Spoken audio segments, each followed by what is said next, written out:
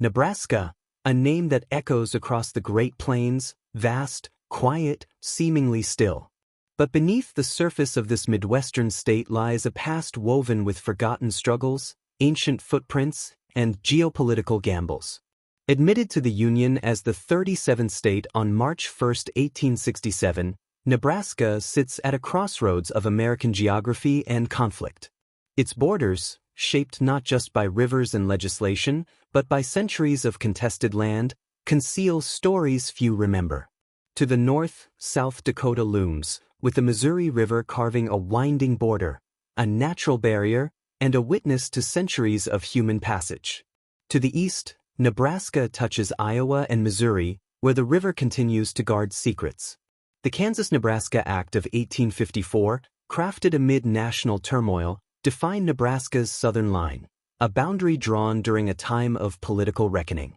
In the southwest, an angular wedge of land forms the Panhandle, pressing westward into territory once claimed and reclaimed by rival powers. Lincoln, quiet and unassuming in the southeast, serves as the capital, but its foundations rest on turbulent ground. Long before statehood, long before the lines were drawn, there were others here. As early as 8000 BCE, ancient peoples moved across what would one day be Nebraska. Thousands of years later, the land belonged to powerful native tribes, the Omaha, Oto, Pawnee, and Ponca, who made their homes in the east and center. In the west, the Brule and Oglala, divisions of the formidable Teton Sioux, claimed dominion over the plains. The Arapaho, Comanche, and Cheyenne passed through, shaping trails that would later be erased from maps. But the 19th century brought more than settlers. It brought forced removals. It brought silence.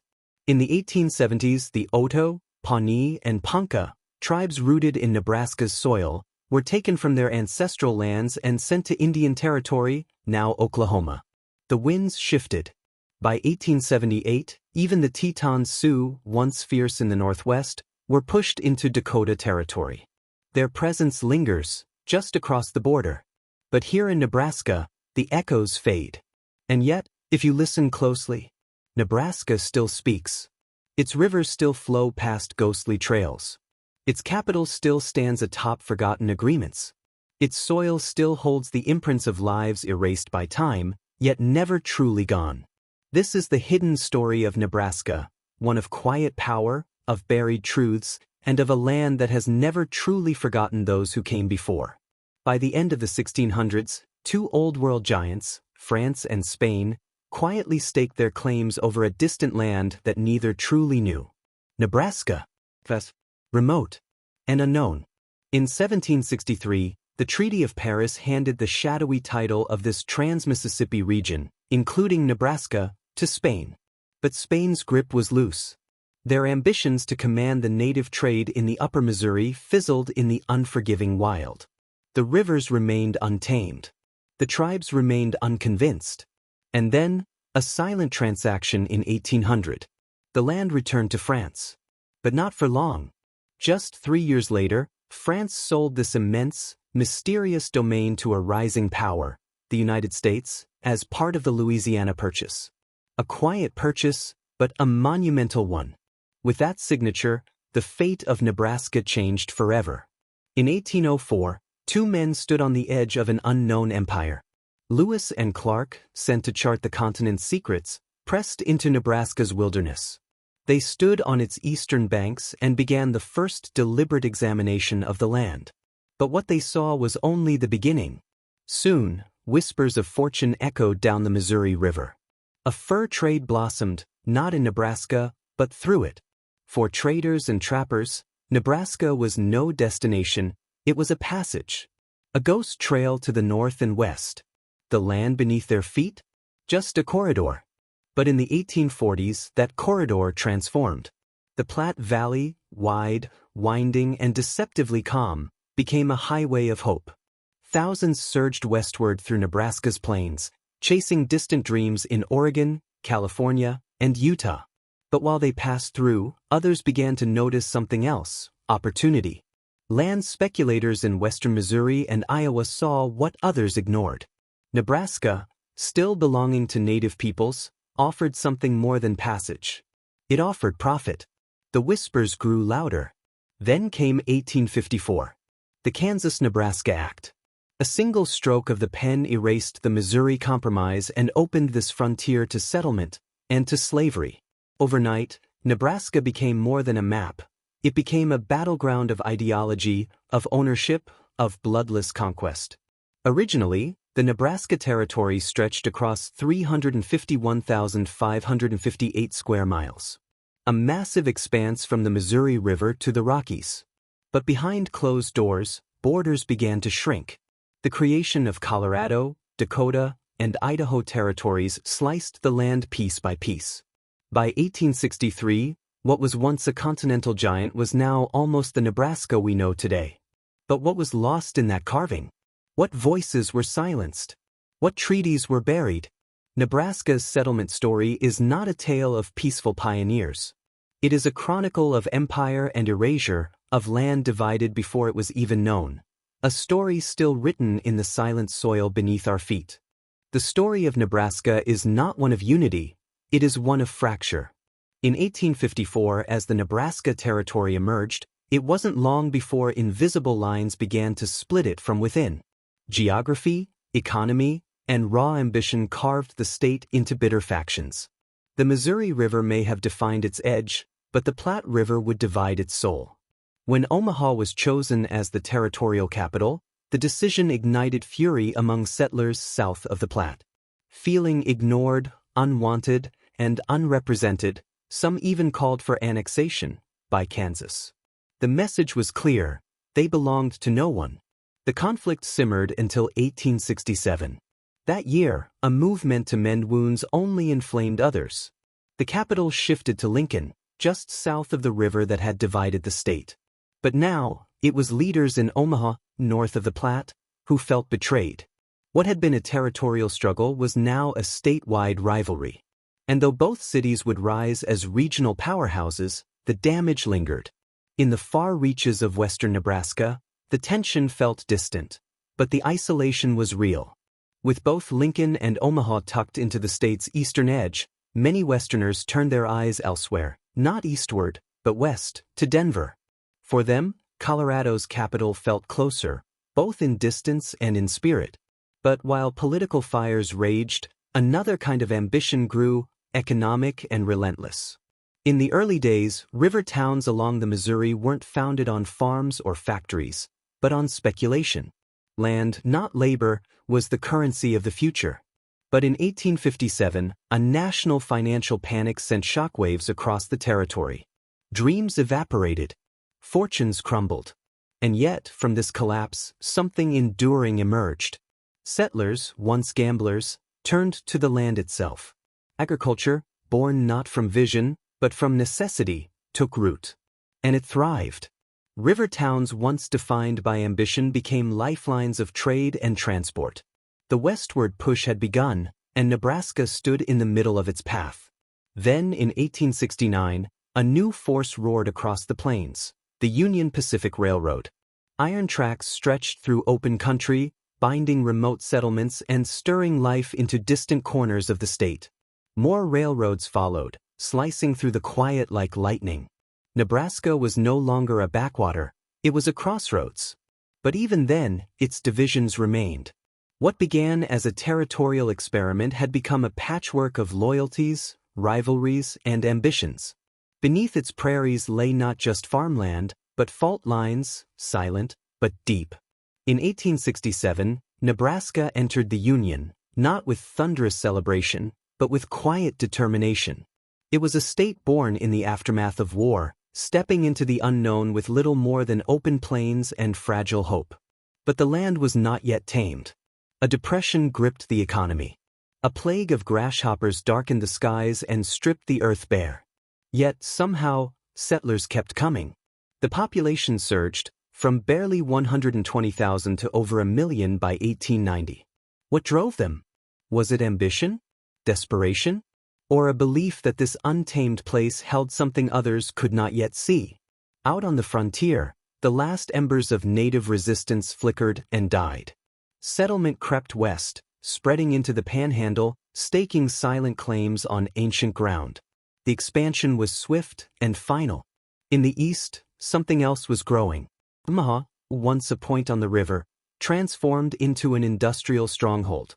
Its stockyards and slaughterhouses thundered with activity, turning the city into a meatpacking empire. Meanwhile, Lincoln, the chosen capital, evolved not just politically but intellectually as the University of Nebraska took root in its soil. But in the shadows of this growth, unrest stirred. By the 1890s, Nebraska's farmers stood at the edge of ruin. Crop prices fell. Railroads bled them dry with high freight costs. A new depression crushed what little remained. Left behind by the very system they helped build, the farmers rose, not with rifles but with ballots. The People's Party, the Populists, was born from dust and defiance. They weren't just angry. They were desperate. They demanded change.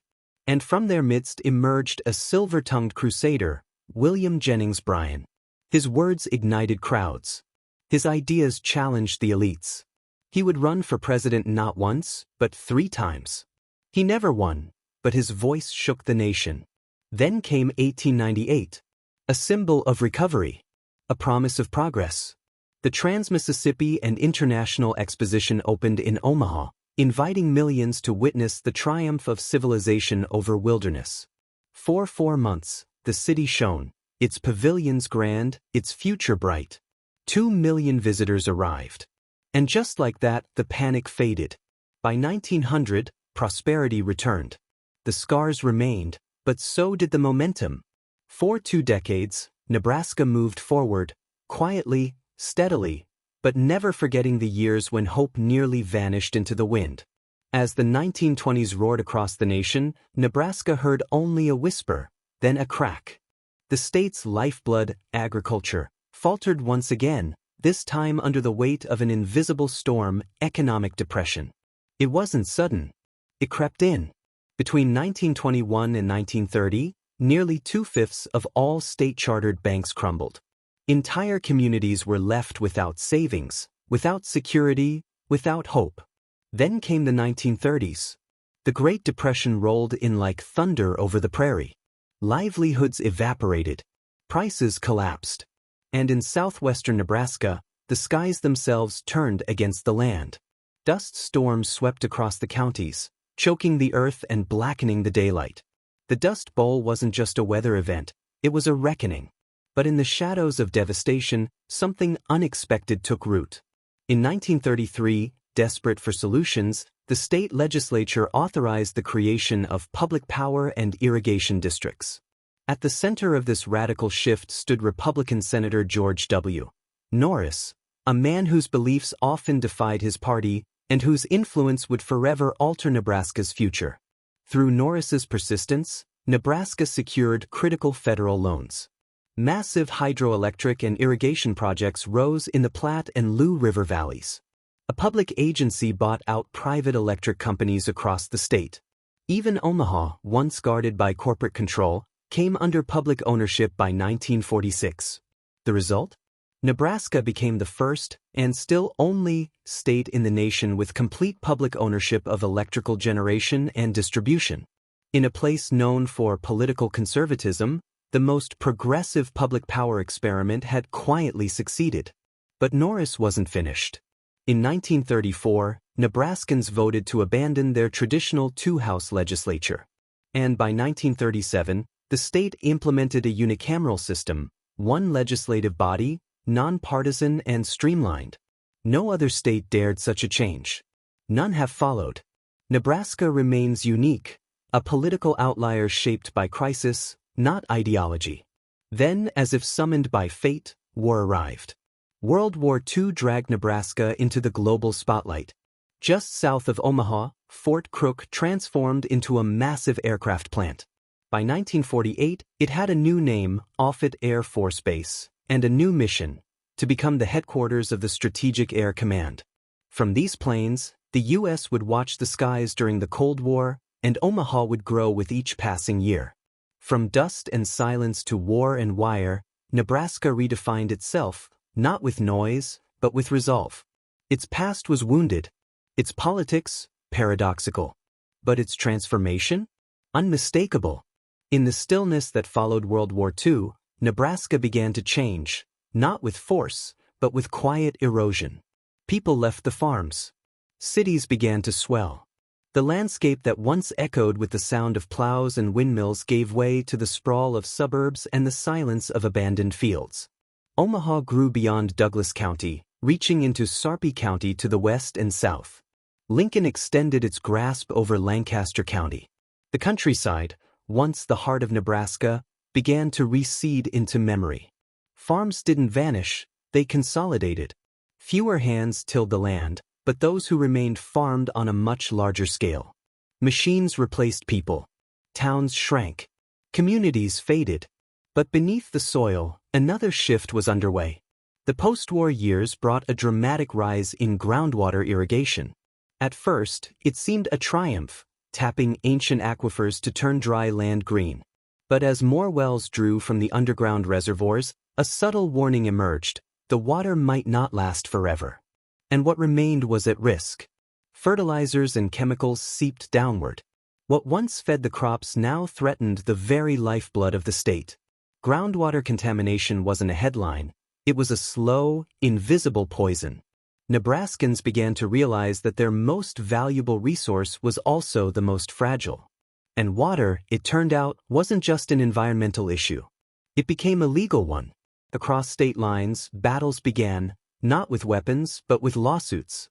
In 1986, Nebraska took Wyoming to the U.S. Supreme Court. The issue? A new dam on the North Platte River. Nebraska feared a diminished flow downstream. The fight dragged on for 15 years before Nebraska won, but the warning had been sounded. Elsewhere, Nebraska clashed with South Dakota, desperate to prevent water from the Missouri River being siphoned into a coal slurry pipeline. Another courtroom conflict. Another reminder that water doesn't respect borders, but people do. Then came the most bitter conflict of all. In 1998, Kansas filed suit against Nebraska, claiming it was being shortchanged under a 1943 agreement over the Republican River, a pact signed in good faith between Kansas, Nebraska, and Colorado. The court sided with Kansas. By 2007, Nebraska was forced to pay its water debt. But the cost wasn't only financial. The state legislature approved new taxes on farmers in the Republican River Valley, those already burdened by drought, by dust, by a changing way of life. And so, Nebraska's story after the war wasn't just one of growth. It was a tale of tension, between past and future, between land and water, between neighbor and neighbor. And beneath it all, the soil remains, cracked, watered, disputed. A quiet war continues, with no end in sight. In the decades after World War II, Nebraska's transformation deepened, not just in population, but in pressure. As cities swelled and expectations rose, so did the costs. The state government struggled to meet growing demands for infrastructure, schools, and services. The solution? Taxes. Beginning in the late 1940s, property taxes climbed. But as the bills came due, Nebraska's shrinking rural population cried out. Farmers, already battling low crop prices and market uncertainty, felt the weight land hardest. Protests mounted. By 1968, Nebraska reached a crossroads. A tax reform act was passed, blending property, income, and sales taxes. It promised fairness. Urban and rural residents would now share the burden. But deeper tensions remained. Some called for a constitutional convention to rewrite the way government functioned. The legislature refused. Instead, it chose to streamline, approving bonds for large projects and pursuing new industries to expand the tax base. Behind the scenes, Nebraska was quietly being re-engineered. But fiscal debates weren't the only fires burning. In the 1960s and early 1970s, Nebraska became part of a national reckoning. In Omaha, African Americans, frustrated by broken promises and systemic neglect, took to the streets. Riots erupted in the mid-1960s. Police-community relations broke down. But in the aftermath, something shifted. A civil rights code was passed.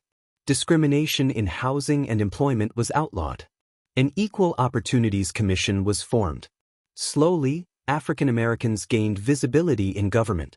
Jobs programs emerged. The unrest had revealed the fault lines, and Nebraska began to respond. Yet in the northwest, near the border with South Dakota, another kind of violence unfolded. Across from the Pine Ridge and Rosebud reservations, tensions boiled over. In 1973, members of the American Indian Movement, AIM, occupied Wounded Knee. The standoff was fierce, long unforgettable. Though the siege ended in South Dakota, its aftermath arrived in Nebraska. In Lincoln, between 1974 and 1976, federal courts held trials for some of those involved. Nebraska, once silent on Native issues, now stood in the middle of a national conversation. Meanwhile, another storm was building. In the 1970s and 1980s, economic volatility gripped the plains. Inflation spiked. Oil prices surged. Farmland values collapsed. A recession tore through Nebraska's agricultural heart. And because so much of the state's industry was tied to farming, the consequences spread far beyond the fields. It became clear diversification was no longer optional. In 1987, the legislature offered tax incentives for new and expanding industries. Critics called them risky. Supporters called them necessary. The debate would last decades. But progress took hold, slowly, unevenly, quietly. In Omaha, factories began producing more than farm equipment. Oil refining, lead smelting, telecommunications, and rail manufacturing reshaped the city's economy. New industries. New faces. By the 1970s, waves of Hispanic immigrants began to arrive, drawn by meatpacking and industrial work. In the 1980s, Asian immigrants followed. Nebraska's labor force, and its identity, began to evolve. But beneath the numbers and policies, a deeper question lingered. What kind of place was Nebraska becoming? A farm state? A modern industrial hub? A patchwork of voices and histories, stitched together by compromise and necessity? The answers remain unclear. But one thing is certain, Nebraska never stood still. It struggled. It adapted. And it continues, defined not by its simplicity, but by its quiet complexity. Today, Nebraska stands at a crossroads once again. Though its economy has flourished in recent decades, the state still carries the weight of an old burden, its deep, almost immovable reliance on agriculture. The soil has long been its strength, but also its limitation. As Nebraska reaches toward a more diversified future, familiar challenges resurface. How can it support its rural identity while broadening its industrial footprint? How can it reform a tax system that often pits property against prosperity? To answer these questions, Nebraska has turned to new strategies, rooted, as always, in the land. In an effort to open new markets abroad, the state has doubled down on exporting its agricultural bounty. Trade missions, partnerships, and innovation have aimed to lift farmers beyond local yields and into global demand. But there is another problem, one more quiet, more existential. Young Nebraskans are leaving the farms. In response, lawmakers passed a bill unlike any before, offering income tax credits to those willing to rent land, buildings, or machinery to first-time farmers and ranchers. A gamble, perhaps, but also a bet on generational renewal. The state has also continued offering tax incentives for rural businesses, hoping to spark new life in aging towns, to draw ambition back into the soil that once raised it. And so, Nebraska moves forward, not by forgetting its past, but by grappling with it. A place shaped by hardship, rebellion, silence, and endurance, still navigating the uncertain terrain between what it has always been and what it might yet become. Love exploring the hidden layers of American history? Subscribe to History Love for deep dives into the untold, the complex, and the unforgettable. New stories every week. The past is never really past.